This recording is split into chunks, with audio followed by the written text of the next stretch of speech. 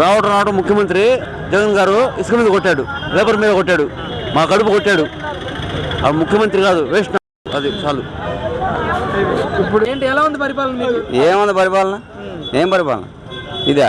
మందు రేట్లు పెంచేయడం, ఈ జనాలు తొక్కేయడం, అమ్మఒడి నాన్నఒడి 40 సంవత్సరాలు వచ్చిన వాళ్ళకి డబ్బులు ఇవ్వడం గొప్ప? అది గొప్ప? అది గొప్ప? ఎవరు చెప్తున్నారు? ఆడవాళ్ళ వాళ్ళకి డబ్బులు. కూలోళ్ళు ఏం చేశారు? కూలోళ్ళు మట్ట విడిచిపోవాలా? చెప్తున్నానా? వాస్తవం అది. నేను మాట్లాడే మాట కట్టే. ఎందుకని కూలికి ఈరోజు పనులు లేవంటారు? అసలు కూలోళ్ళకి పనులు లేవంటే జగనే కారణం. మాకు తెలుగుదేశం పార్టీ రావాలి, మా బాగుండ అంతే. ఏంటంటే మీది సెంట్రల్ నియోజకవర్గం? సెంట్రల్ నియోజకవర్గం. ఇక్కడ ఎలా ఉంటుంది అన్న పోటీ?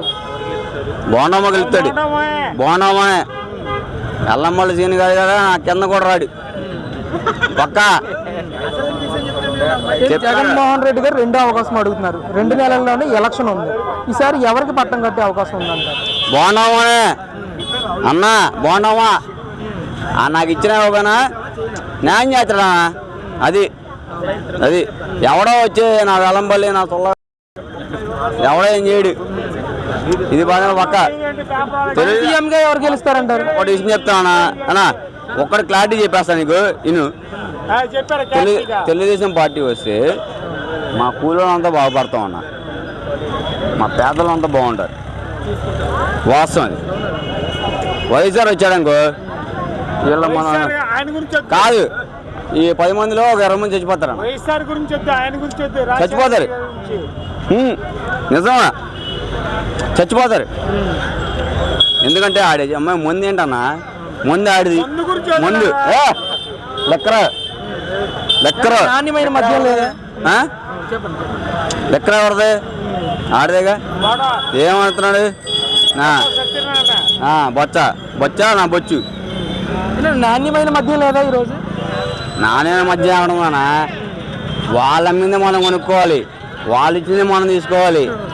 ఏంటిది? ఇది బాధ కదా? అవునా కదా? రేట్లు ఎలా ఉన్నాయన్న?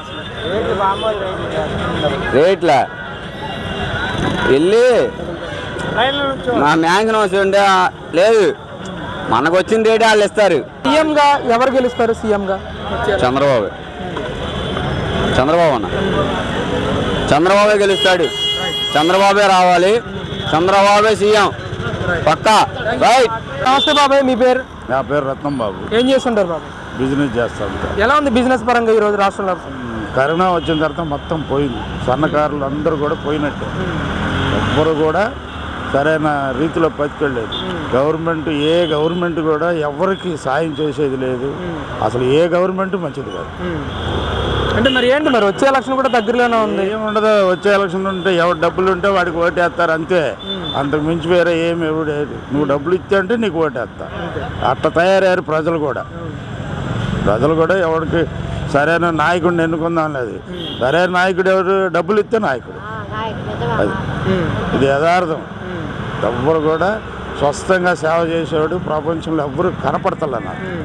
మరి ఏంటంటారు, ఇంక ఇంతేనంటారు ఈ రాజకీయం? ఇంకా అంతే. మనం బతికినంత కాలం, వాళ్ళు బతికినంత కాలం అంతే. ఇంకా వేరేది ఏమి ఉండదు. వ్యక్తిగతంగా మీరు ఎవరికి ఓటేస్తారు? నేను ఇంకెవరికి వేస్తానన్నది అదే ఇప్పుడు నా భాష చెప్పింది. అందరూ దొంగలు అన్నప్పుడు ఎవరికి ఓటేయాలి? నుంచున్నవాడు వ్యక్తిగతంగా మంచోడు అయి ఉంటే వాడికి వేస్తా, లేకపోతే ఓటు మురిగిపోయినా ఇష్టం.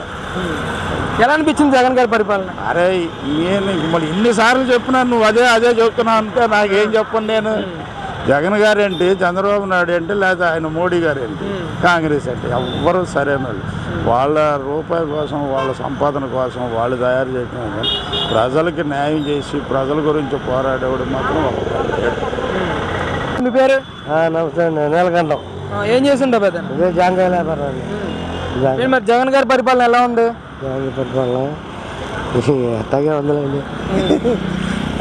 నచ్చలేదా? కొత్తగా ఉందిలేదు, నచ్చుతుంది. నచ్చదా?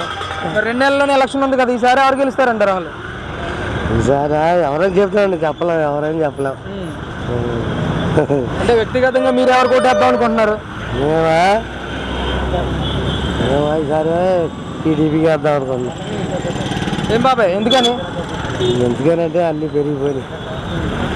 జగన్ వచ్చినాక మొత్తం పెరిగిపోయినాయి. ఏ చాలతలేదు. త్వరగా 500 ఇంటికాడ 200-300 ఇస్తే ఇంట్లో సరిపోయి 500 ఇంటికాడ ఇచ్చినా కానీ చాలదు. ఇన్ని ఇచ్చే ధరలు పెరిగిపోయి.